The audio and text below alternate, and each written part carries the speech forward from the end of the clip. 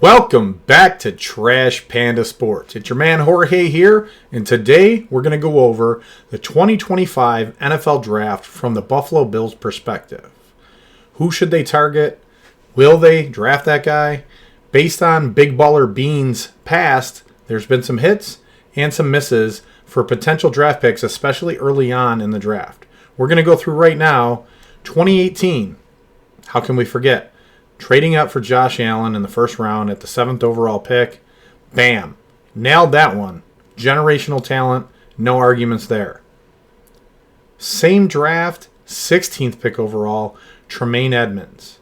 To me, while he did put up some stats in the tackle department, he mainly looked lost on the field. His supreme athletic ability was kind of diminished by his lack of football IQ and understanding of what the offense was doing and where he needed to be. So, 2018, well, yes, Josh Allen is the future of the franchise.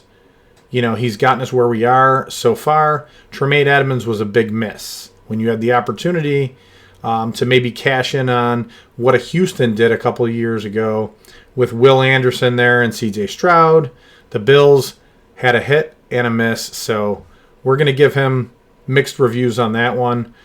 Moving along, 2019, Ed Oliver, that's a steal. That's another big hit. You're drafting a guy at number 9 overall. He's been nothing but dominant in the middle, and he's an undersized tackle. But he gets pressure. He gets in there. He just makes people, get out of his way, which is great. But he's not the big run-stopping tackle that we need. However, he's been a wonderful pick. I'm glad he's still on our team. Looking at round 2 of that year, though, pick 38, Cody Ford. I'm going to have to say that was a miss. Round 3, Singletary. Round 4, we didn't have anybody. Singletary and Knox in 3, those are, Knox has been a team player. Singletary, I don't think we used him to the best of his ability. He was banged up a little while he was here. He went on to have decent year at other places, but never developed into like a top tier, 25 plus carry a game running back. So Ed Oliver nailed that pick. The rest of the picks in that draft, we got Vashawn Joseph linebacker, Jaquan Johnson safety, Daryl Johnson end, and then Tommy Sweeney, who was more of a practice squad darling than anything. I don't think the rest of that draft panned out. So 1, 2 out of like 7 or 8 picks, not great. Moving on to 2020, we had Epineza in the second round. We didn't have a first round pick, probably from the Josh deal, to move up. So Epineza in the second round, I think he nailed that pick. He's still on the team. He's still doing well. Third round pick, Zach Moss. Now, I'm not going to knock this pick. I don't think Zach Moss ever got a fair shake here. He was always joined at the hip to Devin Singletary and never got the full complement of carries. We saw what he did when he went other places, and he got that full complement. He looked like a pretty good running back, and he could be a starter in this league. Now, I'm not going to knock him for that. Round 4, Gabe Davis. Wow. For the time that we had him in a 4th round pick, he was very explosive in our offense, especially from a big play potential. Yeah, did he have some missteps sometimes, some drop balls, some lack of concentration? Sure, but he did bring that explosive element to our offense and gave Josh a downfield threat that helped us open up the offense over those years. Jake Fromm, round 5, sorry, didn't pan out. Tyler Bass, round 6. Now, he's been steadfast for us. Couple hiccups over the last couple of years, but they stuck by his side, and he nails the clutch kicks when they count. Isaiah Hodgins, he was another one that could have developed for us.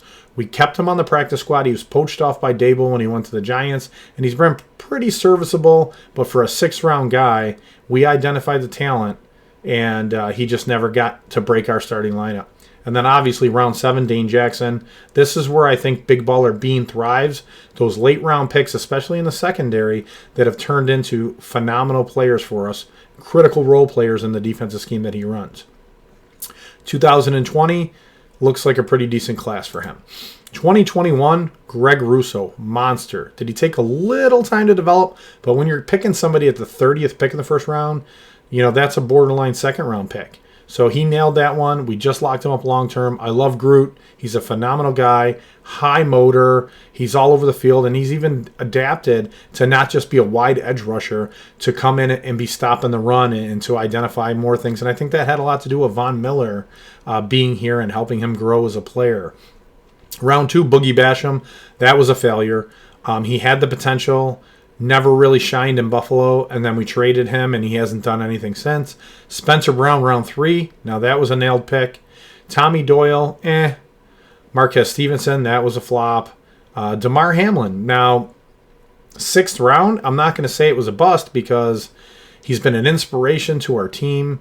He played some meaningful minutes last year, and while, he didn't jump off the page with his athleticism or his stats or his play, he had a couple crucial turnovers in games that helped us win. So for a 6th-round pick, not a bad pickup. Rashad Wild Goose, never even heard of him, and Jack Anderson. So later rounds, not so much. The 2nd-round pick went by the wayside with Boogie Basham. But to have Greg Russo, Spencer Brown come out of that draft, and even Damar Hamlin in the 6th round, I'm not complaining.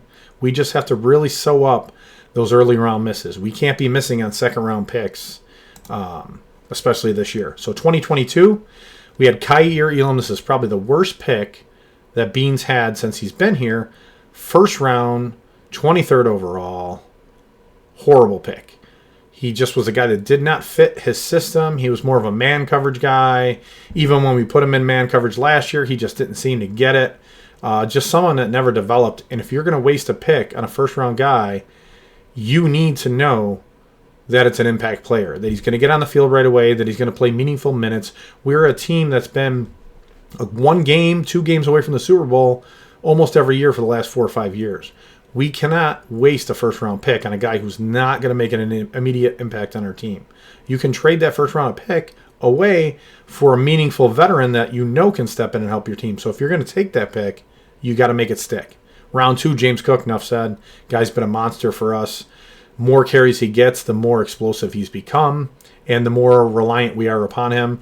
Round 3 was Terrell Bernard, another phenomenal pick. And this is what I talk about in the middle of the late rounds. Bean's been a baller. Call him Big Baller Bean because besides the Josh Allen trade-up pick, we got guys like Terrell Bernard, round 3. Khalil Shakir, round 5. We just locked him up long-term. He gets separation. He's more than a slot receiver. He gets open down the field. He gets yards after catch. He's what you want on the Buffalo Bills. Matt Araiza, round 6.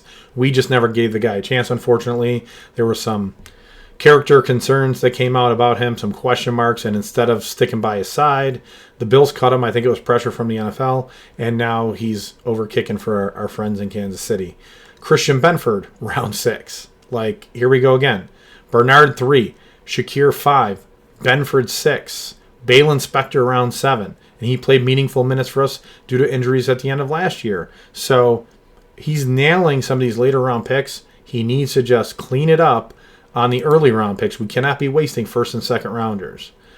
2023, Dalton Kincaid. While I think it was a great pick, he really hasn't developed into the full-time playmaker that the offense really needs. I think this year, adding Josh Palmer as a downfield threat will help to open up the middle of the field and take a safety or an extra linebacker away from Kincaid, which will get the ball in his hands and allow him to be that playmaker that the Bills drafted him to be. Osiris Torrance, not a bad pick. 2nd round, he's turning the corner, but for a 2nd-round pick, I think I would have rather seen more of an immediate impact, but I'm not mad at the pick. Dorian Williams was a phenomenal pick there in round 3. Last year, we seen him playing a lot more meaningful minutes at the linebacker position, and it's going to make it easier if next year Matt Milano does move on because we just restructured his contract to make him a free agent next year. I think Dorian Williams, with another step forward this year, can jump into that role. Justin Shorter was another guy I don't think we ever saw get a chance to develop, similar to Hodgins. He was a late-round pick, very physically gifted and big. He just never was able to see the field and have meaningful minutes to show us what he had. Nick Broker, not sure about him. Alex Austin, not sure about him. Probably guys that didn't make the team. So wasted picks at the end, but they're round 7 picks. A lot of the time, those guys don't make the team. Going into last year's draft, 2024, Keon Coleman, there in the 2nd round.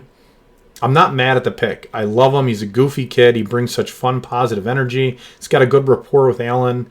He just needs to work on the concentration. He's an athletic beast, right? He's got physical attributes, jump ball, boxing out, big frame. He just doesn't get his head around on some quick passes.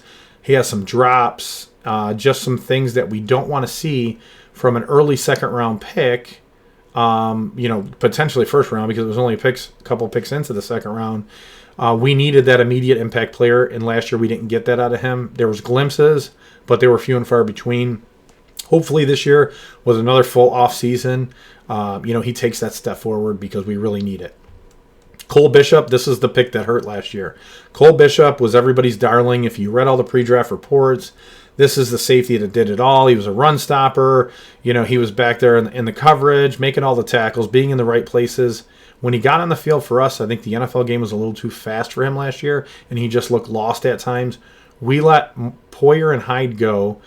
We had Taylor Rapp, and Bishop didn't step in. He wasn't there to fill the meaningful minutes. We had Damar Hamlin starting most of the time, and we really missed on that pick. If he develops this year and becomes the guy that's going to be there, because guess what? Rapp's going to get hurt again. The way that guy throws his body around and takes those vicious hits on people, he's going to end up with another concussion. He's going to end up with another broken arm or dislocated shoulder. We're going to need Cole Bishop to play meaningful minutes. That being said, it also takes us on to needs of this year. Besides Bishop, we really haven't addressed the losses of Hyde and Poyer, who were the steadfast in that backfield for many, many years. They were the strong suit. They were the point of emphasis in our defense. Yeah, we could play around with rushes and only rushing 3 or 4 guys because we had a great back end to our defense. We do not have that anymore. We need to address that in this year's draft, and we'll get to that in a minute. Dwayne Carter in the third.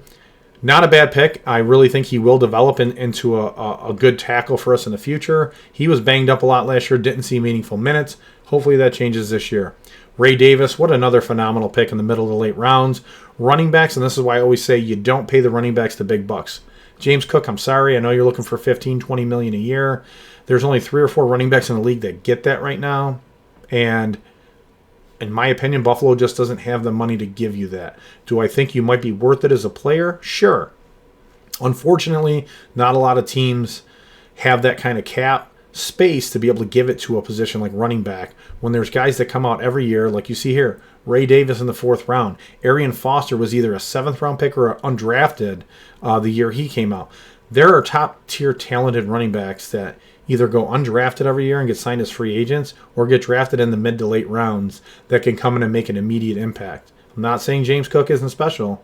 I'm just saying he's not worth the 15 to 20 million, at least from Buffalo's standpoint, that they're asking. Cedric Van Pan Granger, I don't even think this guy made the team, so we're just going to move on from him, or he's a backup depth piece. Ulufashio, this is another one he could pan out. I don't think he got as many meaningful minutes. Javon Solomon, love this pick. I think he's going to be great. I think he's another edge rusher for us that he could develop, especially if other guys move on. We just had Miller leave. We brought Bosa in, but he's a short-term rental. So if Solomon can develop and we can keep him on a cheap team-friendly contract, that's going to be a great pick. Tylen Grable, Daquan Hardy, Travis Clayton, none of those guys really matter. So you expect to take shots in your late-round picks and miss. That just happens. Most of those guys don't make the team. But, like I said, we just looked at the last couple of years since Bean's been in and his picks, and he's great at identifying those late-round gems and making them into top-tier, impactful players for the team. This year, we surely need him to hit. We have a first and 2 seconds, no third, 2 fourths. We need the first and 2 seconds to pan out, especially in our areas of need, and we're going to get into that. So stay tuned, my friends, while we do this.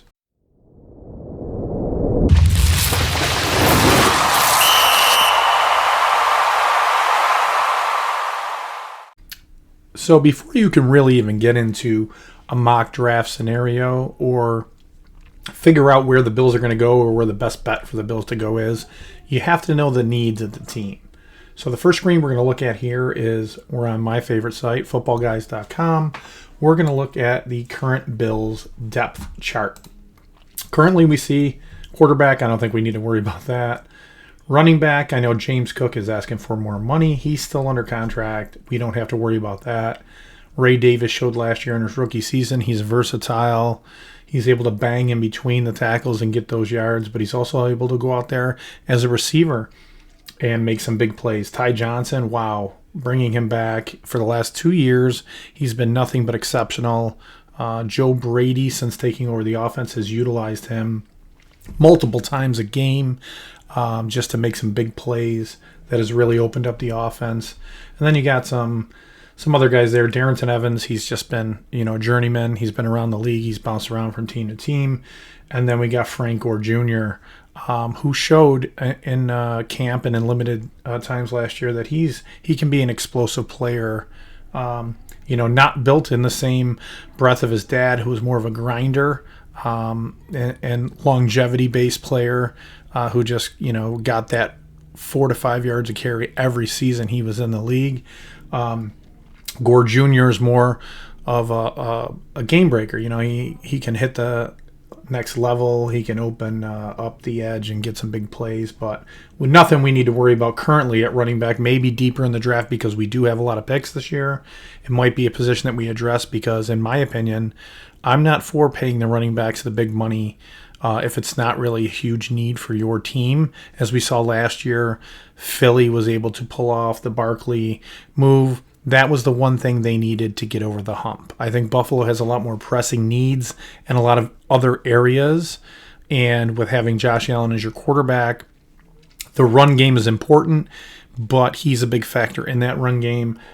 So I don't think in our first couple rounds of this draft that's a need that we need to address, especially having addressed it last year in the third round with Ray Davis. Moving on, Gilliam, he's been a steadfast at fullback.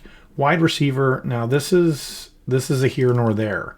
Okay, we addressed it in the offseason, right? Free agent acquisition, Josh Palmer.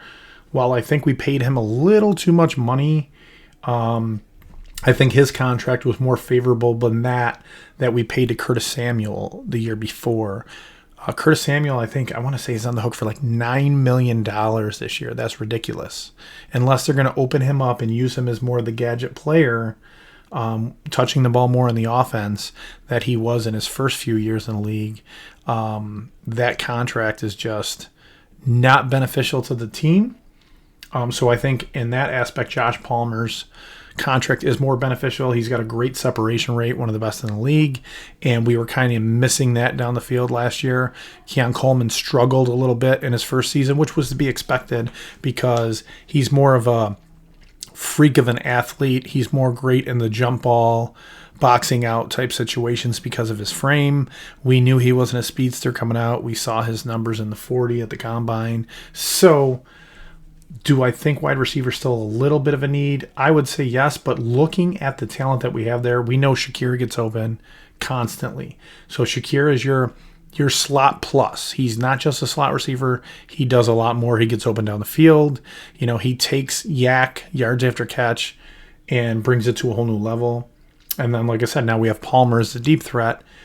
Keon Coleman's always going to be there as the big play guy when you need it in a tight window. The jump ball guy maybe draws the penalty on a deep ball too, because there's not many corners or safeties that can jump with him.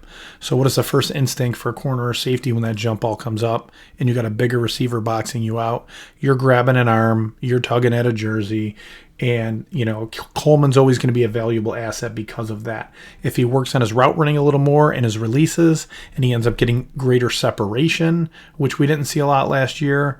Another thing is his focus. Like we saw some drops on quick slants and quick hitters that Josh loves to throw, especially in the red zone, and I don't think Coleman was ready for him, and they were pop-ups. Hit him in the helmet, hit him in the hands, and bounced up. That could have easily went the other way. We need to avoid things like that. So while I think wide receiver is kind of a need, we still have those gimmick players too. Laviska Shenault was brought in this year, and he's an offensive weapon similar to Curtis Samuel. So we have a lot of guys. I think Shenault maybe will be used more on the special team side, but he is a gadget player with quickness and agility that can be used if schemed well with Joe Brady in that offense. Tight end, another thing. Dawson Knox contract is really, if you look at it, weighing down our ability to spend more money. It's a really heavy contract from a player who, while he's a fan favorite and he does make plays in clutch situations, he's good for those touchdowns. I don't think we're getting enough production out of him to justify the amount of salary that he counts against the cap space this year. But in any manner, he's a good, serviceable tight end. And then we have Dalton Kincaid and Zach Davidson and Armani Rogers. So I think we're good at the tight end position. Dalton Kincaid, I think, has a bounce back year. Last year, kind of forgotten in the offense, a little banged up at times, but he still has that great away from the body catching ability, and he runs more like a wide receiver. So I think we do see him utilized more in the offense this year, especially with Josh Palmer taking the top end off of the defense. I think Kincaid will be able to eat in the middle of the field, and that's going to help open the offense a lot more and get Dalton Kincaid more involved in that offense. Looking at the offensive line, we've been solid there. Connor McGovern, David Edwards, Dawkins, and then some depth. Spencer Brown's a beast on the other side, and Osiris Torrance has been coming into his own. I think maybe we could add some depth pieces, but from a standpoint of necessity in this draft, I don't think that's a necessity. I think that's in the later rounds, the 5th, 6th, 7th rounds, you're just going to find some depth guys, some big bodies that maybe could be coached up. So this is where we get into the needs. I mean, I think with bringing in Bosa, we already have Epineza under contract. We re-signed Russo. Javon Solomon was a great pick in the draft last year. I think we are solid from the edge standpoint. Defensive tackle, I think, is a little bit of a need. However, Dwayne Carter really wasn't healthy and hasn't really been brought in to see what he can do yet. Daquan Jones, we already know what we're getting with him. Ed Oliver, while phenomenal, more of a pass rusher from a defensive tackle standpoint. And I really think if I said we had a weakness, I think we need that big run-stopping tackle. I think back to the days of like Sam Adams, right? I need somebody in the middle of that defense that's going to swallow up two guys. You're going to take the center, and you're going to take one of the other guys with them, and you're going to just push and open up a hole for Oliver or Russo or one of the other guys to get in there, Bosa. And if that happens and we can find somebody like that, that is something that we need, because then you're not relying. We do have holes in the secondary we're going to get to in a minute here. Then you're not relying on those guys to cover for 5, 6, 7 seconds down the field. It's more of I'm getting immediate pressure. The quarterback immediately feels it, and he's making bad decisions. Either dumping it off, he's taking a sack, or he's making a bad decision throwing the ball down the field, which results in a turnover. So I think we're good from the edge standpoint.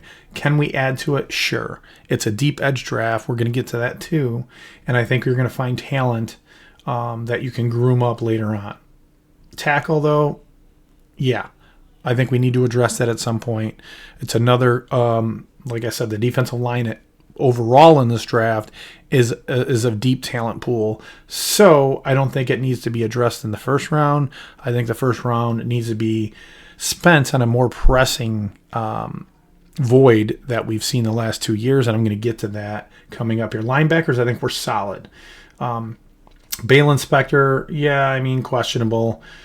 He hasn't really approached that level of the college game that he had. And then you got Buffalo Joe behind him. But Terrell Bernard is a beast. And we have more than just that. You know, we got guys. I'm not worried about the linebacking core. Milano's good. He just took a pay cut. Dorian Williams came on last year and did more. Ulufashio, like, I've seen glimpses. So from a linebacking standpoint, with Milano, Dorian Williams, Spector, and Bernard, I think we're solid. Can we add somebody? Absolutely, and I'm sure we will. Might even be a veteran free agent that we bring in, you know what I mean? So linebacker, I think we're solid. Here's where we get into the question marks. Corner, I'm okay right now with Benford and Dane Jackson and Teron Johnson. Well, you know, you got your left, your right, and your slot. Cam Lewis has played great for us as a vet. Jamarcus Ingram, Daquan Hardy, Brandon Cordington, and Crouch. So I think depth, yeah, you're definitely looking for depth. I mean, we let Rasul Douglas walk, so there is a need for maybe the top tier guy to come in there, the big name, the lockdown guy. Is that going to be a free agency, or is that going to be somebody that we take a gamble on? We have 2 second-round picks. Maybe that's where we're going to go with one of those, because I think corner is going to be a need for us. Right now it's not, but we always need depth, and that hurt at times at the end of last season when we saw the injuries to those guys, and those guys missed time. But I looked at McDermott, and while as a head coach I have question marks about him in like clutch and crucial game situations, especially in the playoffs, I don't have a question on him on the defensive side of getting more out of guys when he has to deal with injuries. He's dealt with so many massive injuries the last 3 or 4 seasons, and I think what he's done with the defense and his ability to adapt has been unparalleled. So I don't have fear in that aspect. But here's where we get to, in my opinion, now these are my opinions, the greatest need in the Buffalo Bills defense, or in their team, period. We have the safety position. Free safety, Damar Hamlin. I love you, Damar. You're a phenomenal story. You're a phenomenal person. However, if you're asking me to build a team today, you're probably not on my roster, but if you are, you're the second or third guy. You're not going to be a starting free safety in the NFL, at least not on my team, at least not in that Bills scheme that they run. You made some great tackles. You had some interceptions by being in the right place last year. But the tackles that you made were 40 yards down the field, 30 yards down the field after the big play was already made. I think we need a better free safety who has the ability to run with guys deep, to recognize. The recognition part is also so important. Smart enough to recognize what the play is before the play happens, if the corner's going to release, do I need to pick him up, where I need to be, to at least make a play on the ball before it gets there, not to be 20 yards off the guy so that when he catches it, then I make the tackle after the big play's already been made. So while I love him, he's a great guy. The spirit, I like having him in the organization because of what he means and what he's gone through and the resiliency. That is a huge need for us. I'm not going to go into the season saying Damar Hamlin and Derek Forrest are my free safeties. That's just not me. Strong safety, I think we're solid. I love Tyler Rapp. Unfortunately for him, because of the way he plays with the tenacity, laying the lumber on every single play, he gets hurt. Whether it be shoulders or, those kind of injuries or the concussions. Like, we can't go into the season thinking that he's going to be the guy because we already have seen the way he plays the game of football, which I love. If we're talking this is the 70s and 80s, give me Taylor Rapp all day. He smashes people. He makes sure that next time you come across the middle, next time you go for that deep ball and you have to extend, there's that thought in the back of your head that Rapp's going to be there. And he's going to plant that helmet or that shoulder right into your rib cage. So, do I love him? Absolutely. And Cole Bishop, guy coming out last year, was a combine darling, I want to say. You looked at the tape and you said, okay, he does a lot of things well.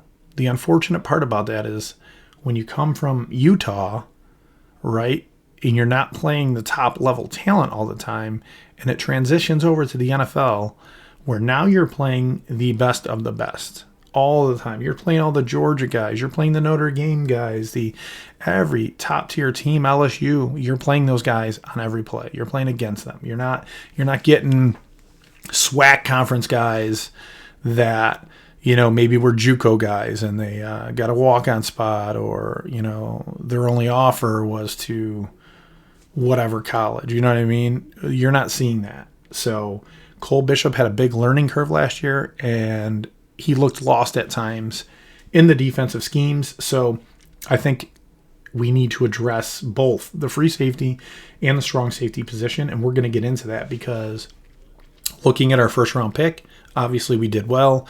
I think we're at 30. So you're not going to maybe see the number 1 or 2 guy at any of these positions because we're at the end of the first round. We do have 2 second round picks thanks to the Diggs trade. Right? So we have that extra second this year. Now, do we use it as leverage to move up in the first round? Or do we go, hey, we're going to wait. One of these guys from the positions we need is going to fall to us in the first round.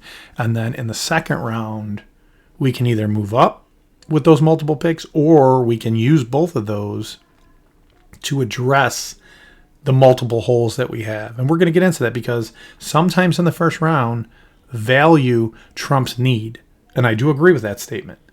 If it's really worth it, If a truly talented player falls that far to where you look at your team in that room, the draft room, and you go, is this too great to pass up? That's a situation that I'm okay with it in. But when you're one game away from the Super Bowl 2 or 3 times over the last 5 years, or 2 games, you know what I mean? Is that a point where you say, I can't take the guy just because the value's there. I need to address the need. Because last year we let Hyde and Poyer go, who were the backbone of our secondary for so many years, and did not address it at all. If you can call addressing it drafting Cole Bishop, right? You can call it that. But do we honestly believe that? He wasn't the top tier guy. Cooper DeJean fell to the second round, and I know they transitioned him to corner. However, he played both. He played safety and corner. You don't think you could have turned Cooper DeJean into your free safety and he would have been dominant? He was a key factor in the Philadelphia Eagles winning the Super Bowl last year. Absolutely. Huge pick six in the Super Bowl. On top of that, add to the fact that let's look at the blueprint of the Philly Eagles. Howie Roseman has drafted phenomenally over the last 4 years. I do a draft party, an NFL draft party with my close friends every year now. God, it's got to be maybe a 10-plus year tradition. And we watch the first 2 nights of the draft. We go out, we have drinks, I make food, and we kind of bet, hey, this team needs this position. We're gonna do this. We're gonna do that. We gamble a little bit on, who they're gonna take, what position they're gonna take. And watching Philly every year, I say to myself, how did this guy fall to the Philadelphia Eagles? I'm sure a little bit of it has to do with luck, but a lot of it has to do with draft preparation by that organization. The amount of top-tier talent they've gotten from big-name schools is just phenomenal. Every level of that defense has talent, top-tier talent, and they've done it through the draft.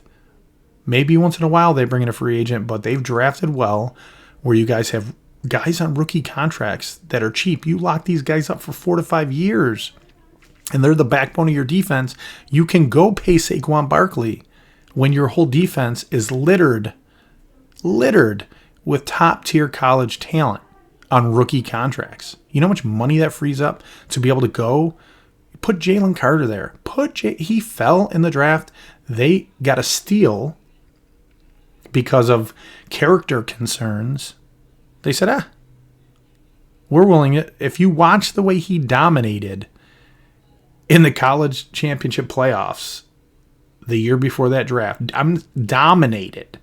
Like, you could have put 4 guys on him. He was still getting to the quarterback in like 3 seconds. It was impressive. And for all those other organizations to be like, character concerns. And for him to fall into Philly's lap was outstanding, amazing, awful. Like, there's so many adjectives I could use. But in any manner, just to goes to show you, Philly has done a phenomenal job, and it resulted in a Super Bowl for them. Good for them. Congratulations. My heart goes out to you, Philly. Like, kudos. Standing ovation. Buffalo, get your act together. We need a big draft this year. We're so close. We cannot waste Josh's peak career years here, right? Josh is arguably the number 1 talent in the NFL right now. So, I mean, we could argue it 6 ways from Sunday. There's so many talented guys, right? But Josh won the MVP. You can argue he didn't deserve it. Guess what? He did the year before when they gave it to Lamar. So let's not even get into that. Josh deserved one of those MVPs. So he's an MVP caliber player, period, the end. Not even up for discussion. He's a unicorn. We cannot waste his peak years. Okay? That being said, what we're going to do now that we know the biggest needs, I think D tackle, and a couple other ones are the biggest needs here. We're going to go into Mock Draft Simulator, and we're going to do it from a few different sites so that we're not getting maybe skewed results. We're going to see if the algorithms are really the same. So here we are. We're on NFLDraftBuzz.com simulator. 2025, 7 rounds, warp speed. Now we're not going to go that fast. We'll do maybe 25 seconds per round. Okay, random. We'll get right in the middle. Regular trades on. That's fine. Okay, so we are the Bills. And let's go to enter the draft room. Okay, so here we are. We got 30, 56, and 62. So here's our 2 second-round picks. We got the 56th and the 62nd, and we have the 30th. So we're going to start the draft. We're going to see who goes.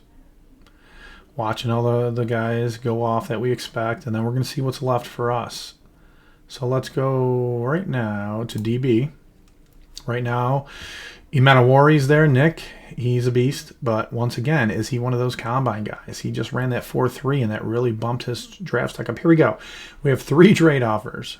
The Denver Broncos want to move up. They're offering next year's 2026 first-round pick and a 3rd. And a 5th, and a 7th, and PJ Locke. That's a great value. Is it likely to happen? No. Reject. Okay, bye. So here we are. Now, I've never seen this happen. They have Malachi Starks available. If Malachi Starks is available, to me it's a no-brainer. And we'll get into that. But I have not seen this, and I've done a bunch of mock drafts already. Here we are sitting at 30, and I've never seen him rank this low either at 26, but that's neither here nor there. I have seen Nick Amanawari popping up because of his phenomenal combine. But another guy to watch is Xavier Watts, and it's because not just the playmaking ability and not the big name school, but his smarts, right? His football IQ, which to me, we've brought in guys that were just freakishly athletic, Tremaine Edmonds being one of them. He didn't, in my opinion, have the football IQ. He looked lost, running all over the field in the wrong direction. Where he could go sideline to sideline quicker than anybody else, he just was never in place to make the big play, to make the stop. So a player like Xavier Watts, sometimes you don't care as much about the combine numbers than you do about the football IQ, because if he takes the right angle, if he identifies the play beforehand and he's in the position, he doesn't have to run the 4.340 because he shaved 2 or 3 seconds off of his play by taking the right angle or being in the right position, right? So interesting here.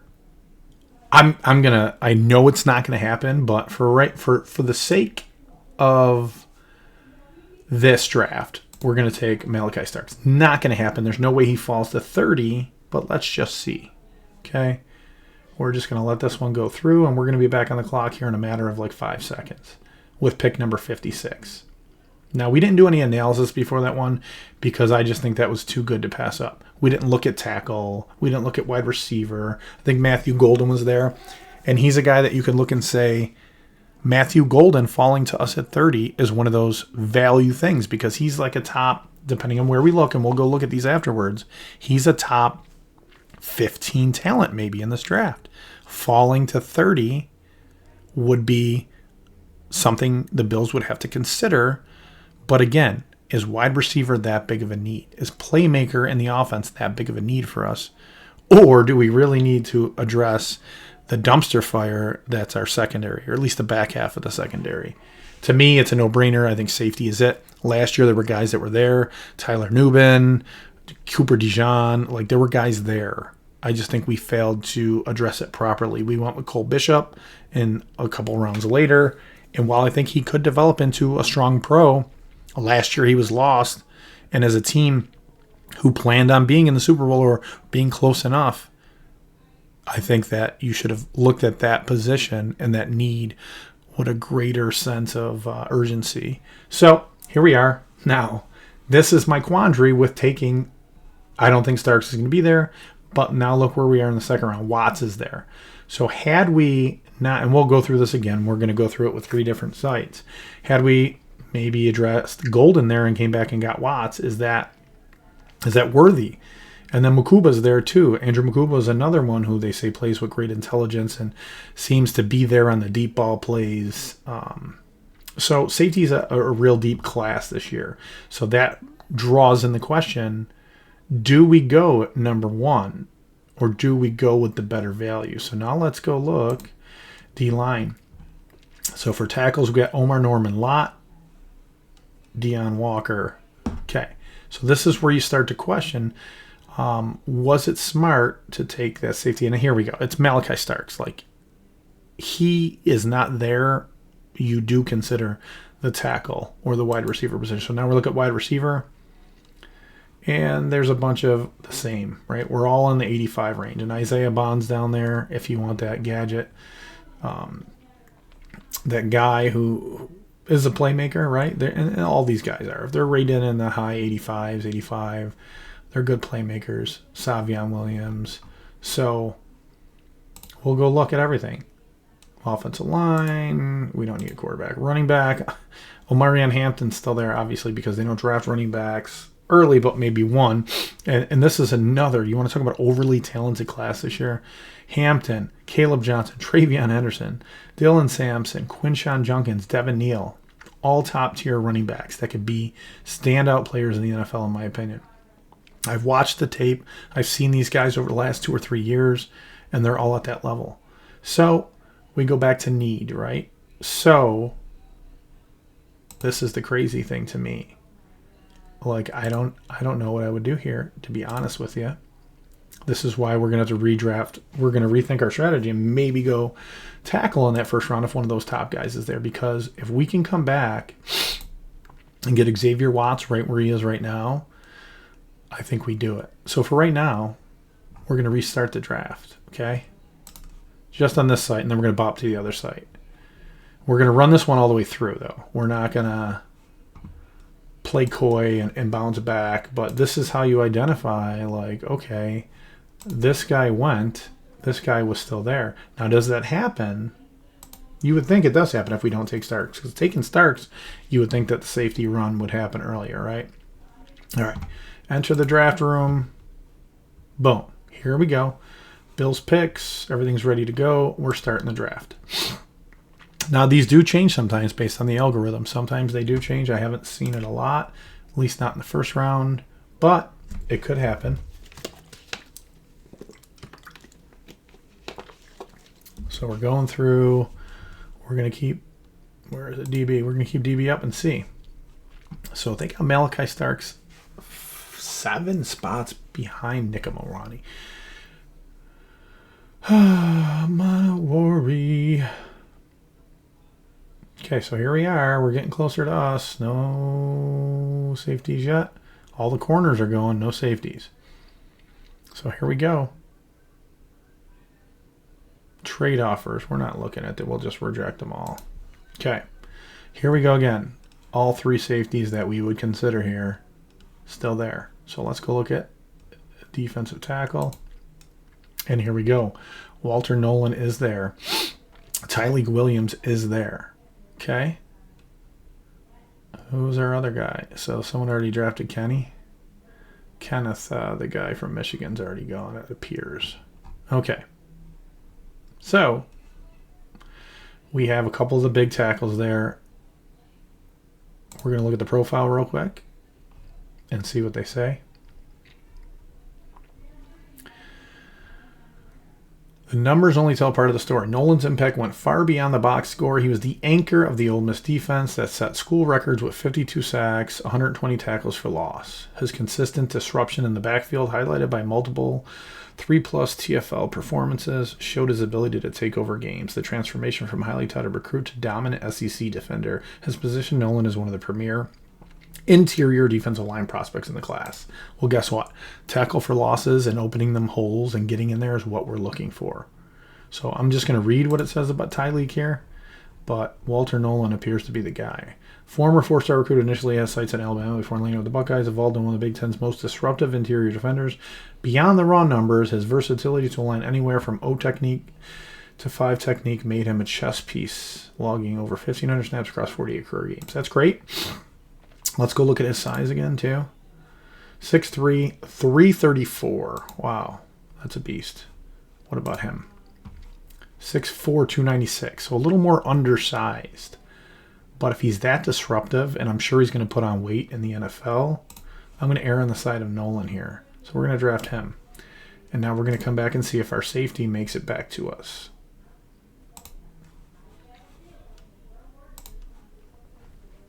Good news is we're only waiting 26 picks for it to come back around with us, and then we're drafting again at 62. So this is a position sometimes that you're in that you can go, I could either address multiple needs, I can move up, I can do whatever I want. Here we go, Malachi starts falling. This is never going to happen. And I can't say never because Cooper DeJean fell, but that was because of an injury. Okay? So, there he goes. So he finally goes to the Chargers a couple picks before us. So this is what worries me. Here's these offers. I don't want to see any offers with 2026. If you're not giving me extra picks in this year's draft, we're rejecting them all. All right, so back where we are, Xavier Watts is there. Now let's go to the profile just to give you some context. All right, we're just going to go all the way down. We don't read the whole thing. Okay. Every so often, a prospect's journey makes you sit up and take notice. Watt's transformation from wide receiver to the nation's most feared DB is exactly that kind of story. The Omaha native arrived in South Bend as an offensive weapon, but his defensive prowess that has NFL scouts burning the midnight oil. In 2023, Watts exploded on the national scene, snagging 7 interceptions en route to the unanimous All-American honors and the Bronco Nagurski Trophy. His meteoric rise continued in 2024, where he racked up 6 more picks and established himself as one of college football's elite defensive playmakers. What makes his ascension even more remarkable is the efficiency in which he terrorized opposing offenses. His film shows a defender who diagnoses plays with the insight of a former wide receiver. The football IQ, so important, yet attracts with the ferocity of a lifelong defensive stalwart. The defining moment of his career came against USC in 2024 regular season finale, where he not only matched his career high with 9 tackles, but also housed a 100-yard pick six that showcased every weapon in his arsenal: instincts, athleticism, and pure playmaking ability. This is a guy that if the Buffalo Bills can get him in the second round, it's a no-brainer, and we're going to draft him. So now, if we land Walter Nolan at the end of the first, addressing that tackle that can get disruption in the middle of the line, reject all. All right, here we are back on the clock. So now we have defensive tackle and safety addressed. Now we're going to take a look at wide receiver. Who do we like here? I've heard us connected to Isaiah Bond, so we go look at that profile. 5'11", 180, a little bit undersized. He shows up on tape, I'll tell you that. 40 time of a 4.39, I think more importantly is like the agility and things of that nature, but it looks like it's there. Okay. The only rating that he doesn't excel in here is blocking, and I don't expect an undersized player like that to do that anyway. I want him to have free release to get out there. Georgia high school sprint champion turned SEC playmaker, found himself in the rhythm in the Texas offense, brings track star speed and devastating short area quickness. Now, here's my only problem with this. We have that on the roster already with Laviska Shenault, who we just brought in. Obviously, probably 1-year rental. And Curtis Samuel was supposed to be the same thing, right? They're not. It didn't show up last year for me. Samuel doesn't seem to be the same type of player. So is this something? Now, you brought in Palmer to be a deep threat. You have Coleman, who's the big body. Do you need the twitch player here to really open up the Buffalo offense, right? I don't know. We're going to look at that. Or do we go take a look at running back and say, James Cook is asking for $25 million a year. We're not going to give him that. We can't afford to. We have too many other needs. Do you go draft, if let's say right now a Travion Henderson or Quinshon Judkins is there, or Devin Neal? Do we go take one of those guys now or in the third round and not have to worry about it and have the leverage in the negotiation process with Cook. So let's look at the last line here. 5'11", 180-pound junior has shown steady progression in his route running sophistication while maintaining the explosive element that makes him a constant home run threat. His development under Steve Sarkisian's pro-style system has rounded out his game, though his modest career production, only 99 total catches, hints at unrealized potential ready to be unleashed in Joe Brady's offense. Okay, it doesn't say that, but that's what I'm saying. Because Joe Brady does offer that offense that has made Josh Allen so successful. Let's run the quick slants. Let's run the bubble screens. Let's get the ball into the playmaker's hands, Josh, so that you're not standing back there waiting those 5 seconds and running around like a crazy person, throwing up balls that shouldn't be thrown. Let's get the ball out of your hands, get the offense into a rhythm early on, and give these explosive playmakers the ability to get out there and do what they're capable of doing. So I like that. We're not going to say yes right now on him. Okay. Let's look at this guy. 6'2", 206. Outside X receiver. Jalen Noel. 5'10", 194. Now we're talking about the same. Slot receiver. Nah. All right. So we looked at wide receiver, running backs. Caleb Johnson's still there. Henderson's still there. Dylan Sampson's still there. Judkins still there. Scatbo's still there. Devin Neal's still there. Deep, such a deep class. So we don't have to look at that right now. Offensive line. Okay, we got some value there with an 85.5 rated player.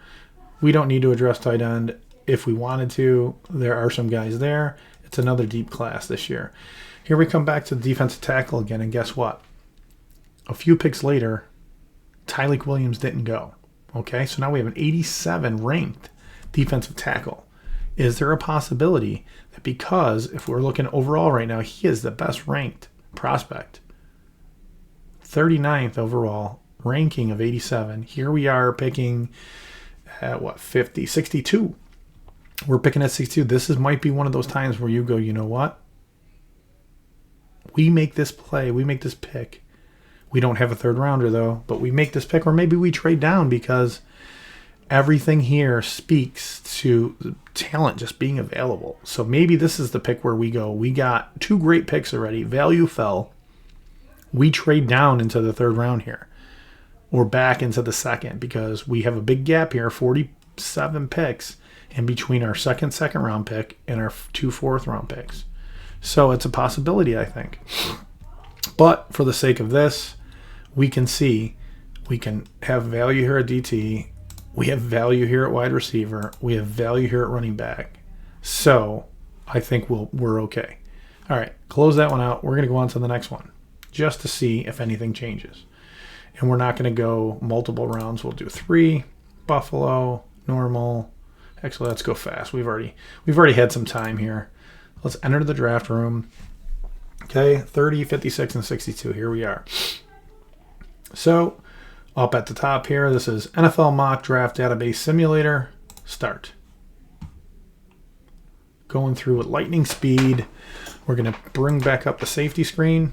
Now look, we're rejecting that. Malachi's already gone. This is what I mean about using a different site, right? So this might be a time with Malachi gone where instead of going tackle here, we have to go safety because the tackle's already gone. Here's the thing. Now, Kenny Grant was gone on the other one, and Walter Nolan was the best available. Here, we have both of them. But, in my opinion, at this point in the draft, this is a bigger need for us. I'm going to take Xavier Watts and see if one of the tackles make it back to us. Remember, we only have 26 picks in between. No, we're not taking any trades. Okay, we're going to go back up. D-line. Okay, so both of those tackles are now gone. This is a different site. Like I'm saying, we're not getting the value falling to us like we thought we were going to. So here we go. I'm not seeing any tackles. All DL. So maybe they're not just not differentiating. They just call them all D-line. Let's look at the names. Oh, here's Omar Norman Lott. Okay, so we do have some tackles available. Do we go Omar Norman Lott there, or we got another pick at 62? So let's go take a look. Wide receivers that fell. Nobody. Same guys kind of available. Linebacker. We obviously aren't going quarter. Corner is a need. But are we going to take two Notre Dame guys? Benjamin Morrison. 43. Edge. Landon Jackson. Jack Sawyer. Offensive tackle, 42. Ursay. Running backs, obviously. So running backs have gone. Now you got Caleb Johnson being the best guy here. So this is way different than our last one. So if we did go here, they're saying Omar Norman Lott, 81 overall. So they're saying he's not a good value pick here. So we look at wide receiver. Some value. But is this where we go? Maybe the offensive line depth is the way to go here? I don't know. So this is such a different site. So here's what we're going to do. So let's just say we don't take Watts there. Do you think he falls to us? Possibly, right? So are we going to back that one out and try it over again? Because that's what we did with the last site too. So let's restart it. Buffalo Bills. 3 rounds. Fast. Start. Okay.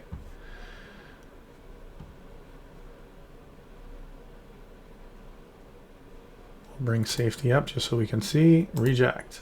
Now here we go. This is what I talk about when I say, now look who fell. Now Malachi Starks fell to us. Crazy, correct? And we look over here. Tyleik Williams is there. Omar Norman Lott. So,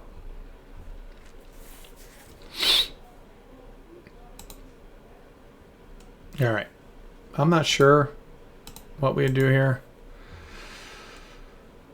I would assume we would go safety, and once again, Malachi Starks being there is just crazy. I don't see it happening. Obviously, they give us an A+. This is why you see some of these guys' mocks that they post on Facebook or social, and you're like, yeah, okay, bud. That was just the way the algorithm worked once, and you had a perfect draft. That's not going to happen. So here we are again. Now Tyleik Williams. This is what I'm saying. So now you're seeing a time again where it worked out perfectly. We're getting Malachi Starks and Tyleik Williams. Not going to happen. Definitely not. But in this situation, it did. So that's what we're going to do. And this is, I'm showing you the differences between the websites and the different algorithms that they use. This one's given us tremendous value. Okay, so now let's go to wide receiver. Same guys are here. Tess Johnson, another big guy I like. Restrepo supposed to be really good with some issues, but I don't know. Where would we go here? Let's look at running back, Quinshon Judkins, edge, a couple guys. We're drafting at 62. These guys' numbers, you got 1 in the 50s, 2 in the 50s. Corner, Darian Porter at 60. What do you think's the bigger need? This is another position where maybe it's spread so thin that there's value at multiple different positions of need. Unless you're in love with the guy, like I said, this is where you trade. You don't have a third-round pick. This is where you trade down. So we're not going to take anybody. We're going to move on to the next one. So now you saw the difference in the two. Now we're on the third one. Okay. We are Buffalo. We're just going to do the 3 rounds. We're going to go fast, and we're going to enter it. Okay. We are going. And we're off. We're going to go right to defense. It's on the clock for me. Tyleik Williams is there. Xavier Watts is there. Kenny Grant's there. Walter Nolan's there. So all of the guys that we want are there. Who do we take in that situation? The highest ranked is Walter Nolan. But as you can see, 3 tackles available. And we pick again in 26 picks. Do we think all of them go? I don't know. So here we go. Here's our tackles. We have 1, 2, 3, 4 still left in the top 52. Unless we're in love with one of these guys, I think it's safe to say that the value in this pick comes at Xavier Watts, and that's who we're taking. And then we're going to come back and see who's still available. Reject. Defensive tackle, and look who's still there. Tyleik Williams fell to us. Okay? So, 6'2", 334, just a monster. Raw physical tools gives him a certain amount of upside. Fact that he can play multiple alignments as well. We draft him. And then here we come back. Okay. Corner. Denzel Burke. That's a possibility. Linebacker. No.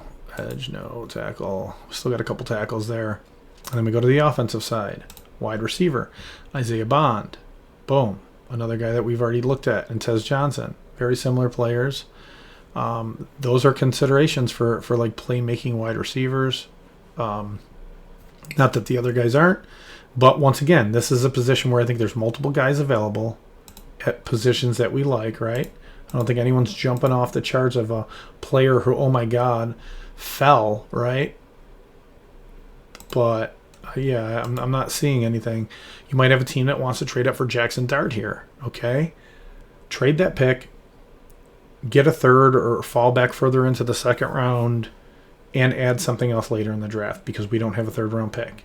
You know, maybe trade our later fourth round pick and this pick for a second and a third. I don't know how it's going to work, but, or 2/3, but that's what I would do. So now that you've seen the mock drafts, we're going to go, here's an article, 2025 NFL Draft Strongest, Weakest Position Group in the class. This is PFF.com. It's a good year to target defensive backs and interior defenders. Star-studded cornerbacks and safety class lead the way, all right? And defensive tackle group is flooded. So here's my thing. We've already had this discussion. We need the greatest immediate impact player at the end of the first round there. Whether it's a big tackle who just dominates the line of scrimmage and opens up those big holes and creates tackles for losses or pressures on the quarterback, or if it's that safety that's super smart, make sure that we don't, the top doesn't get taken off our defense, that we don't get beat deep and these big plays happen all the time, as seems to be our Achilles heel over the last couple seasons, right? So we definitely need both of those things. It's going to come down to, at pick 30, who's there, because I don't think this is a draft where you trade up. We kind of need the multiple picks in the first couple rounds, right? We have 3 in the first, 60, 62. And then we don't pick it all in the third. And then we have multiple fourth rounders. So in order to get top talent, you might be using some of that later round draft capital to fill the third round hole.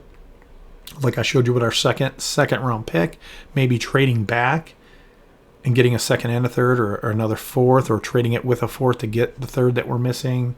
Like there's things that we can do. It's a deep safety and tackle class, and those are 2 of our biggest needs. So going further down in here, interior defensive line, it's interior offensive line. Interior defender, it says great. Michigan's Mason Graham, who would have been the first DT off the board last year, leads this year's strong interior defender group. After that, we got Omar Norman Lott, who we saw fall to us a couple times in those mocks. Kenny Grant, who I think ends up going the highest of this group, and Tyleik Williams are all first-round talents. So all first-round talents that we were seeing in the second round. And Walter Nolan, TJ Sanders, Dante Corleone, and Deion Walker are firmly in the top 50 convo, with Derek Harmon being a big riser too.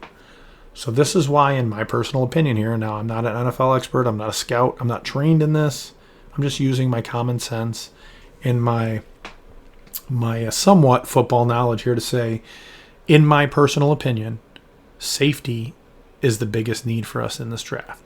DT is deep. We can get a DT, a quality DT here in the second round. He's telling me you have 1, 2, 3, 4. There's so many in the top 50. All right. I don't think that many are going to go before our second round pick. So if we're going to be able to land one of the top DTs in the second round, it is imperative that we get one of those 3 safeties. In my opinion, I think it needs to be one of the 2, because while Amanawari is a freak of an athlete. We've had the conversation that worked against us previously when we drafted a player like that with Edmonds. If the football IQ is not there to the level that it needs to be, let's use Kyle Hamilton as an example. They've compared the way that Amanawari is used to that of Kyle Hamilton. However, the reason Kyle Hamilton succeeds, and I'm not just saying this because of the Notre Dame connection, the reason he succeeds is because of his football IQ. Knowing where the play is going, knowing where to be, taking the right gap, taking the right angle, and being a sound tackler. Now, I don't want to gamble on athletic ability and freak athleticism at a position of need. Will I take it if it's there? Probably. And I would make sure that I had the best coach in the league to come in to transition that player, football IQ, and game film wise to identify offensive schemes and things of that nature. Here we go. Malachi Starks had a bit of a down season, but he's the top guy, right? And then they're highlighting Kevin Winston Jr., but he had some injury concerns. Oklahoma's Billy Bowman Jr., and then here we go with Notre Dame's Xavier Watts, have been talked about in the top 60, with Amanawari being a massive riser. So there's the thing, and the thing that always scares me, massive riser. Why? Because he was the combine darling. He ran the 4.3 40. He has freakish athleticism that shows up when you do those drills. But football IQ, especially at the safety position, is so important because you're the last line of defense. You're the guy that has to know, is that wide receiver releasing? Is the corner following? Do I need to take an angle now? Do I need to come down? Do I need to go deep? Do I need to, you know what I mean? There's so many factors that you have to process on the fly. And if you don't already have an ability to do that, you're behind the power curve, which I think happened to Cole Bishop last year. Do I think he's a good tackler and a great safety and a good athlete? I do. But I think the NFL game and the speed of it is at such a higher level that you really have to be able to process it without even thinking about it. You have to rely on instincts and knowledge that's already there and just adapt on the fly. So if Malachi Starks or Xavier Watts are there when we pick at 30, that's the priority over any tackle or any other position. If it's a Amanawari, I think it becomes a conversation whether we need to take one of the top tackles or a Amanawari. Because, as it states, Kevin Winston Jr., Billy Bowman Jr., and a bunch of other guys here are in the top 60 to 100 range. So with one of those 2 second-round picks, we're still going to have a safety available. It might not be the top 3 that we're looking at. Someone's going to gamble on Amanawari's freakish ability, having seen what guys like Jeremy Chin and Kyle Hamilton have done in the NFL over the last few years. They're going to say, from this guy's tape and from his combine, we can do that with him. Can you? I don't know, because you can't teach football IQ, but it's worth a risk. I do think it. I think he is very super talented, especially athletically, and he showed that he can make the plays, right? But I'd rather go with the safety valve of having a guy who maybe runs a half a second lower 40, but has the football IQ that puts him in every play. I don't want to see, 7 of his 10 plays were great, and then those 3 plays, he made the mistake and got burned. I'd rather have a lower percentage when it comes to that. So here we go. Another article here, 2025 NFL Draft Rankings for Safeties. Okay, so we're just going to scroll down. PFF.com has Malachi Starks as their number 1 with a big board ranking. This means overall in the entire draft of 9. 9th best player in the entire draft. Starks was a playmaker in the SEC for 3 straight seasons. I can't even talk. Brings a good football IQ. Now, we highlight that because what did I say? That's one of the most important things. Tackling and moving if Starks play. Next, we move on to Watts. Number 2 safety, 39 overall on the big board. Watts is the best ball-hawking safety in this class, thanks to his what? intelligence, and ability to break on the football. You know who else was that back in the day? Deion Sanders. Now, he wasn't a safety. Ed Reed, another one. Deion, they always said, oh, he wasn't the fastest. You know, there were Darryl Green, there were guys faster. But you know what Deion got by on? His intelligence and ability to break on the football. Football speed. And if you've never played or you haven't watched, you don't know the difference. There is a difference when it comes to track speed and football speed. Very important in the secondary, very important as a wide receiver. Xavier Watts. While it says he'll be drafted somewhere in day 2, I disagree. I think he's a first-round talent because of his intelligence and ability to break on the football. And like I said, unless Malachi Starks somehow falls to 30, to me, Xavier Watts is your guy. And then we'll talk about Nick Amanawari again. He's a tricky prospect. See that? I like that analysis because that's how I feel. Tricky prospect who will require a leap of faith considering where he's likely to be drafted. His elite athleticism and playmaking ability suggested his ceiling could be on par with a playmaker like Kirby Joseph. But his underwhelming box play and questionable technique and instincts are more reminiscent of Isaiah Simmons, who was drafted in the first round and has struggled. Struggled is a term used lightly. He's definitely struggled. So then, you got the other guys. The Kenny Winston Jr., still one of the top safeties available because he's had some injuries. I've heard Makuba name come up a lot. He lacks the run defense, but guess what? We got the strong safety for that. If we turn Makuba into our free safety, which is definitely a position of need because who's our starting free safety right now? Damar Hamlin. Love you, Damar. Not a starting free safety in the NFL. He lacks the run defense, but his instincts and athleticism and coverage make him a top prospect. His game is reminiscent of Devin McCourty. If you're throwing that comparison around, I'd be happy to have you on the back end of my defensive backfield, who excelled as a true free safety later in his career with the Patriots, but had the savviness to make plays from a variety of alignments because of what? Say it out loud, people. Football intelligence.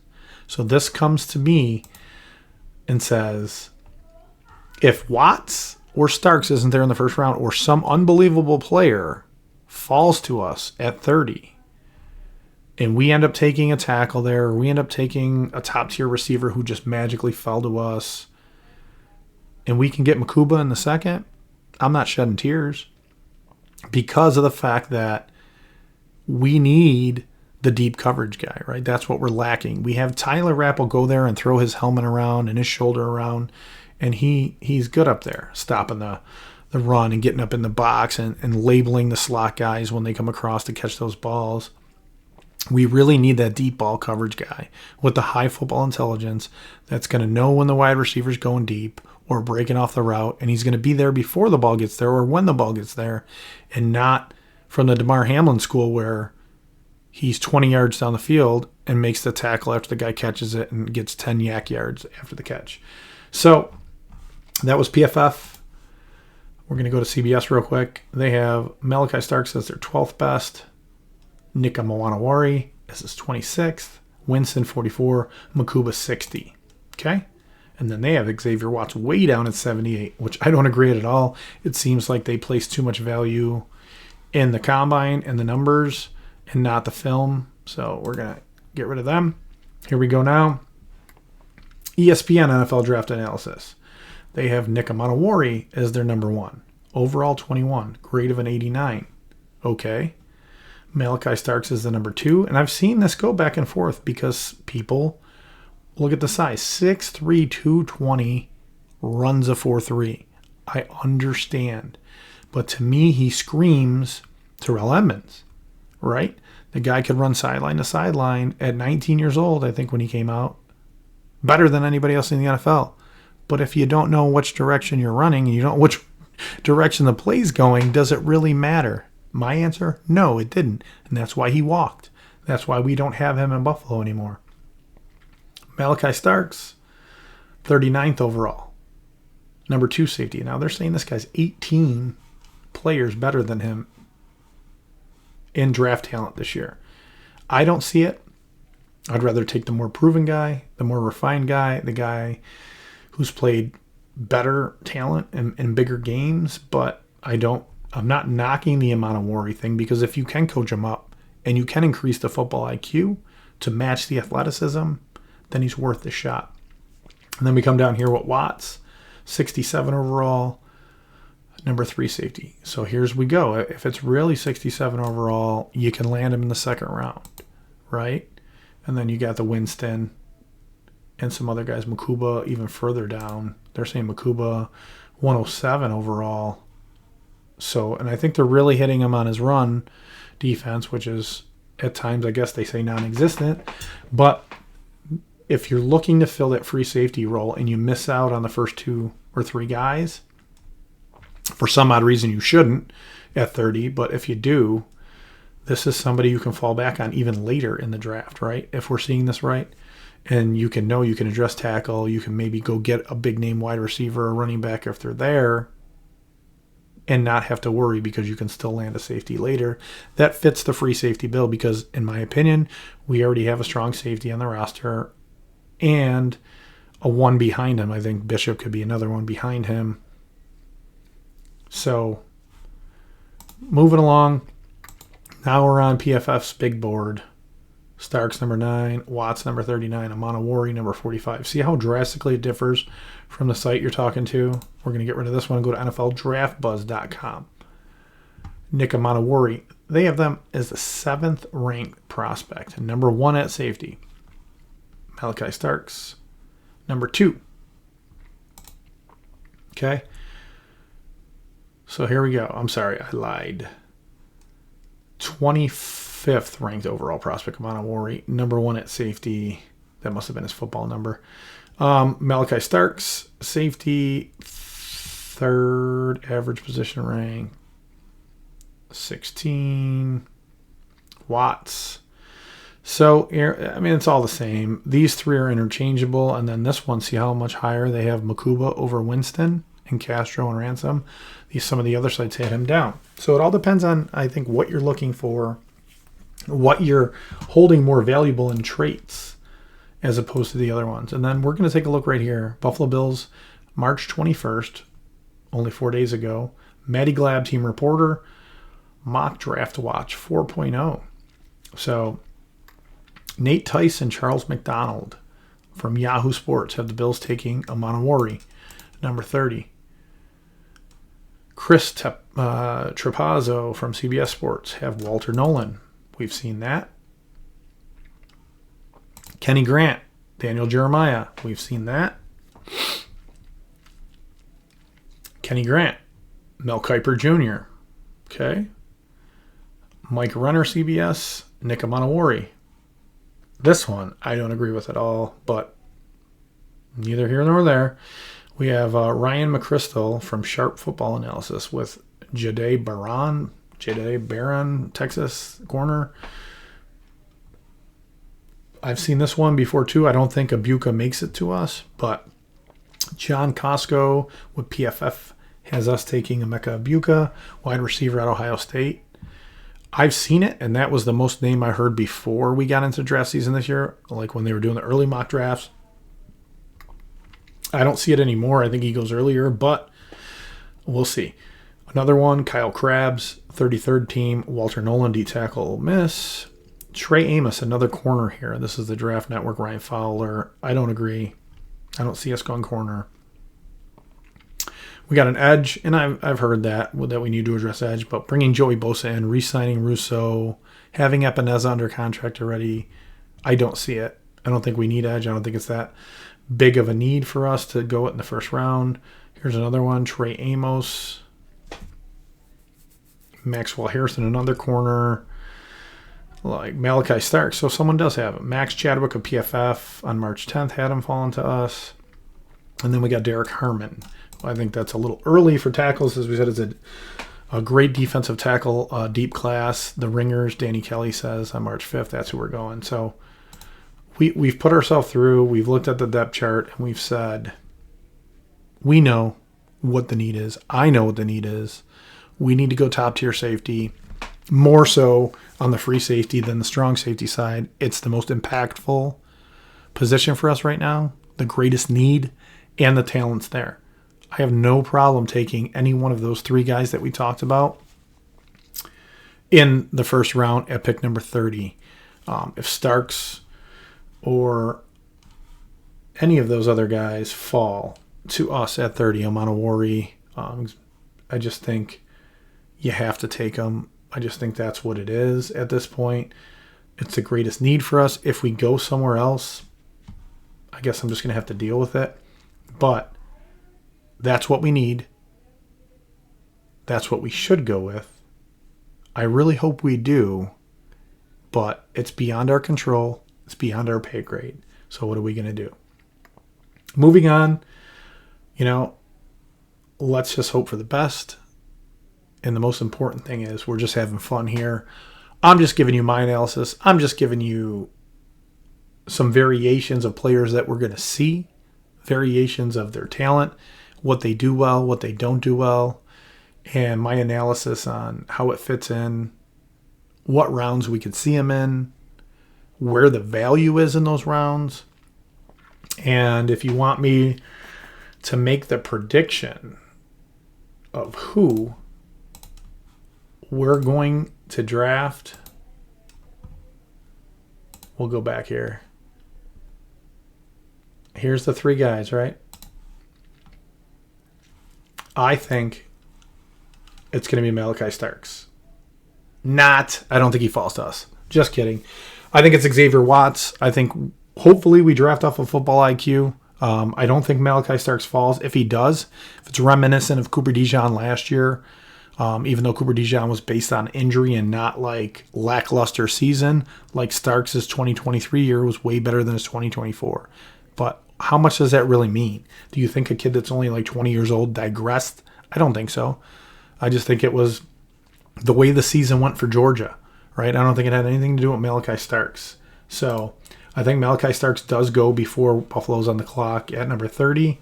And I think it will be between Nick Amanawari and Xavier Watts. And I think we go Watts. I think we hopefully attribute football intelligence and IQ more than athletic ability because we've gotten burned by that in the past. So thanks for watching.